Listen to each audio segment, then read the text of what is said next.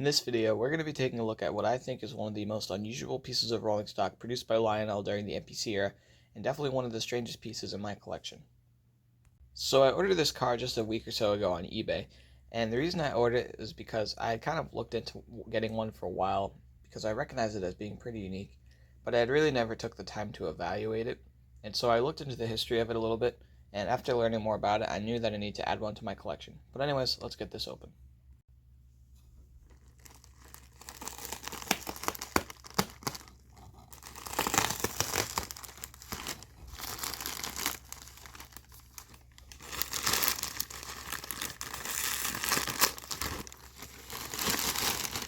Alright, there it is.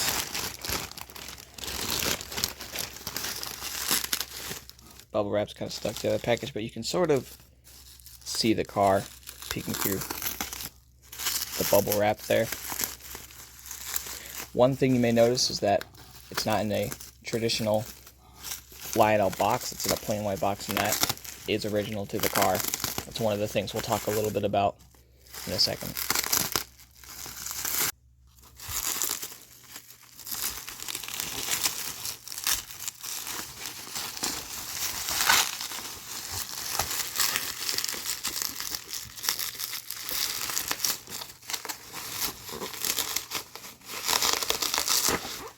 There we are. Alright. So here's the car. And like I said, it's in its original packaging. It is a Lionel LCCA exclusive flat car with trailers. Alright, let's finally actually get the car out of its box.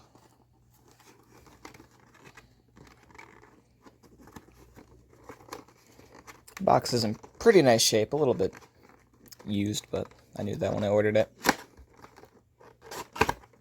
It's got some writing on it to show what it is exactly, number 6-90-12. And these cars aren't very uncommon at all, and they're not very expensive, so they're not particularly rare.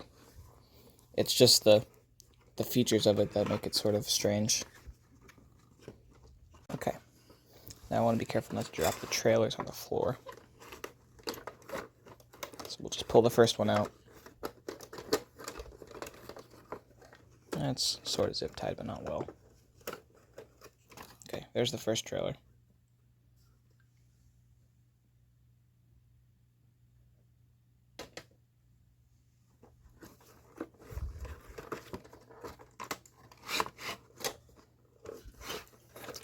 And here comes the car.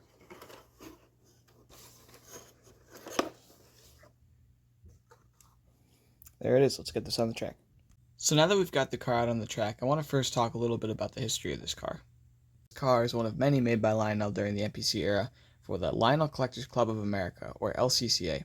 This car was made specifically for the 1976 Atlanta, Georgia convention. Now at first glance, this car really doesn't look like anything special. It's just another Lionel flat car with trailers. There's a bunch like that. But the closer you look and the more you look into the history of this piece, it really is something unique. The first thing we're going to look at is not the car itself, but actually the box.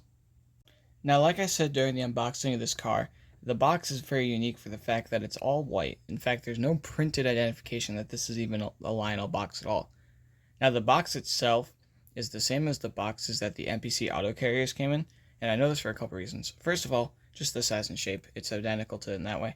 But also, the only identifying marker that this is even a Lionel box, it's very hard to see. You can probably just barely get a glimpse at it. But there's an embossed number on this interior flap here. Now that number says 9123-200, which was the identification number for a TCA exclusive Lionel auto rack made in 1972 in a C&O paint scheme. Now I'm not certain of the exact reason that these cars came in plain white boxes, but I do have a theory that it was due to time constraints and Lionel just wanting to get these cars ready for the convention. And there's another little detail on the car which kind of explains this even further. Alright, so let's take a look at what makes the car itself so unique. The first element that makes this car so unique are the trailers or the vans. These trailers are unlike any made by Lionel. They're a lot larger and they have a very squared off profile. And the reason that they're so different from any others made by Lionel is because, well, they're not made by Lionel. The trailers themselves were actually outsourced to a different company. Taking a closer look at the underside of the trailer reveals some interesting information. First up, we have some text that says trailer by, and then there's a logo that says CM Corp, which I'm assuming is the company that was used to produce these trailers. Then back here it says, for use with Lionel number 460 piggyback, which was the post-war era accessory which the original Lionel trailers were designed for. Now I find it interesting that they would print this here, because I find it hard to believe that these trailers would work with the original Lionel accessory due to them being so different. Then last, we have this. It says LCCA 1976. One last thing to note about these trailers is that the logos appear to actually be heat stamped. At first I thought they might have just been like stickered on, but after feeling them for a minute, I think they actually are heat stamped on there. Now heat stamping was a technique often used by Lionel during the post-war era, but getting into the MPC era it started to vanish, so it's just another unique thing to see that.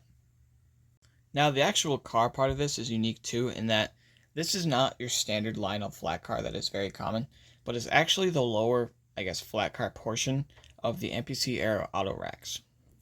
We'll compare this to the regular Lionel flat cars in a little bit, but the difference between those and this car is that this car is a bit skinnier, but it's also a lot longer and a little bit thinner. As far as I know, it's the only Lionel car to be produced like this with just, the single deck or the single layer, and it also features these pieces for the seating of the trailers themselves, likely in the slots where the actual rack levels would have connected to the car frame. There are actually slots across the deck, which I'm assuming are artifacts from the design original purpose. Another interesting thing about this car is that it's only printed on one side. Of course, that's pretty unusual for a car to only be printed on one side, and again seems to show that these cars were probably in a rush to get ready for the convention in time. Lionel likely didn't realize the mistake until it was too late. In fact, after these cars had already been produced and purchased by LCCA members, Lionel actually offered a program where you could send in the car with a small fee to get the opposite side printed. Now, I have never seen any of these dual printed cars come up for sale, so I can't imagine it was very common, but I would definitely be on the lookout for one in the future. Alright, so now we're going to compare this to one of the regular Lionel flat cars with trailers. Now, the first immediate difference between the two cars is simply the size difference. The 9212 is just much larger. In fact, it's about 2 3/4 inches longer than the regular flat car. The trailers themselves are also a lot larger, as you can see, and again, much different in shape and appearance. Alright, well, I hope you enjoyed taking a look at this car. It's something I've been wanting to add to my collection for a while and share its unique history. If you did enjoy this video, please give it a like and a comment. And if you want to see more stuff like this, subscribe to my channel. Thanks.